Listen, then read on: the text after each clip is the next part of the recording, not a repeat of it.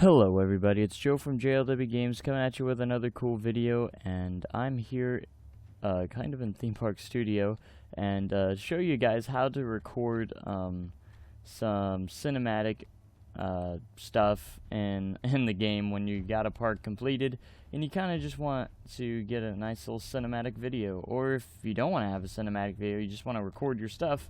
It's pretty simple as that. So all you're going to need for this is one program called OBS, or Open Broadcaster Software. It's a free to use screen recorder slash streaming software, so you can use it to record your screen and also use it to record your or use it for streaming as well if you want to stream. So pretty much I'll have the link in the description. Just go ahead and download it.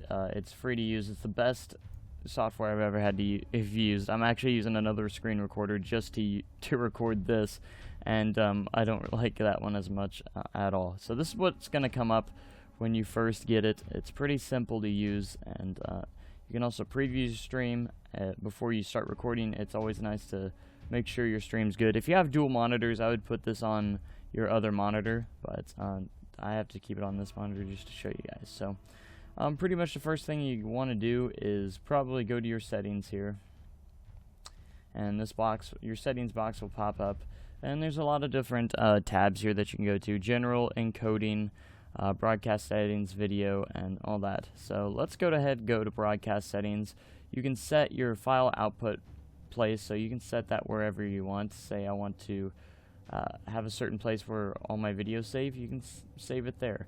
So make sure that you have that selected, and you can also name it while there. So, and then if you go to video, you can change your screen resolution here, and just set it to whatever your screen resolution is. Mine's 1920 by 1080, so make sure that matches up. I usually have 60 frames per second. If your computer can't handle some of this stuff, make sure you tune some of this stuff down.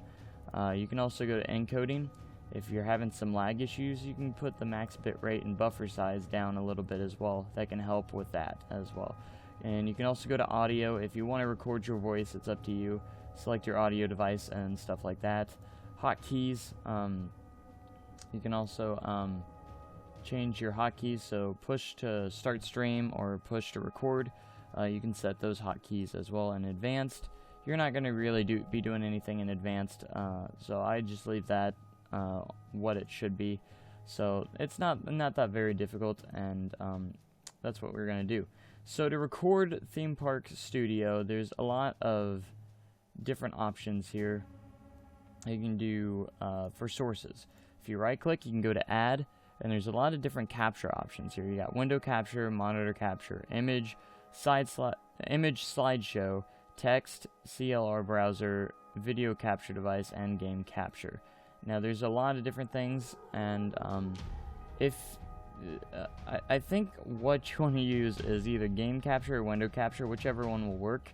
The interface will not be captured if you choose one of these. So if I use game capture, we want to capture, make sure you're selected on Theme Park Studio on application, and you're going to want to click OK after that, and we can preview the stream.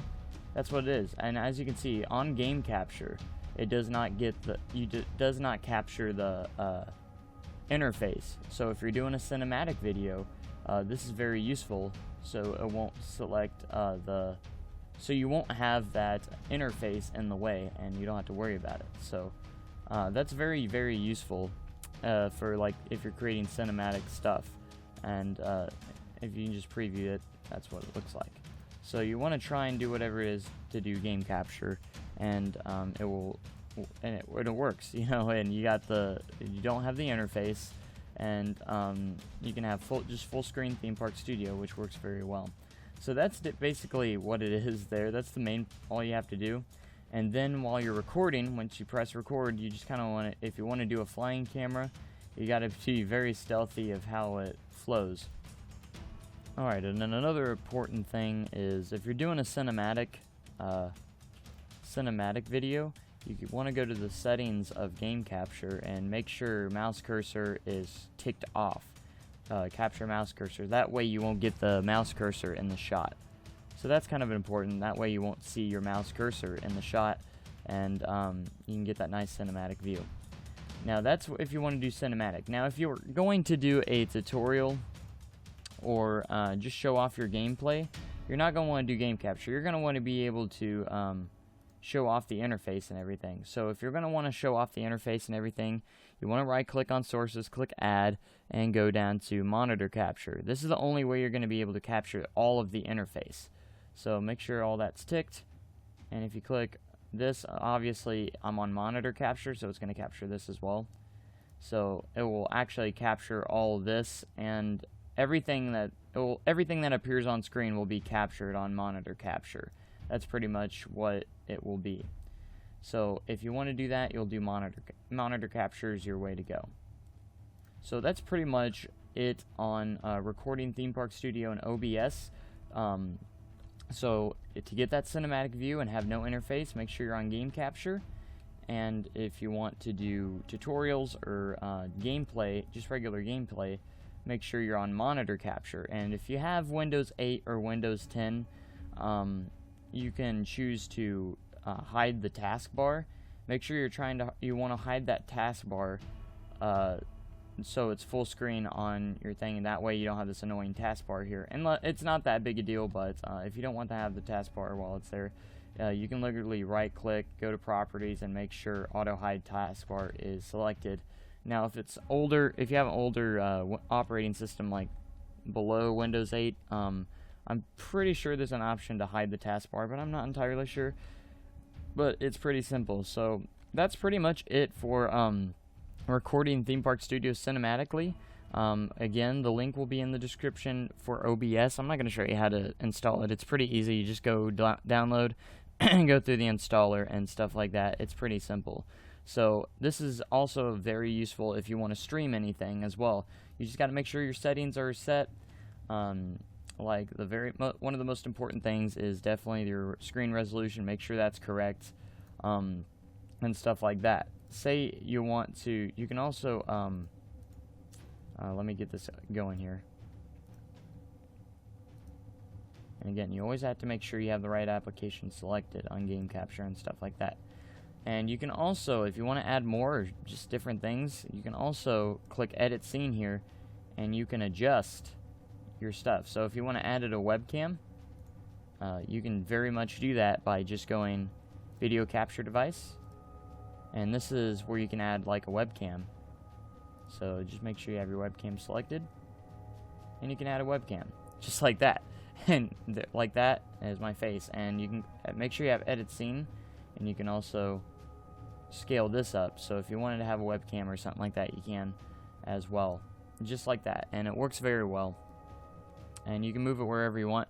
Even while you're recording, you can actually move yourself around if you wanted to do that and scale it down. You can actually move the scenes, add scenes while you're recording or streaming, and it works very well. So that's pretty much it on that. It's pretty simple.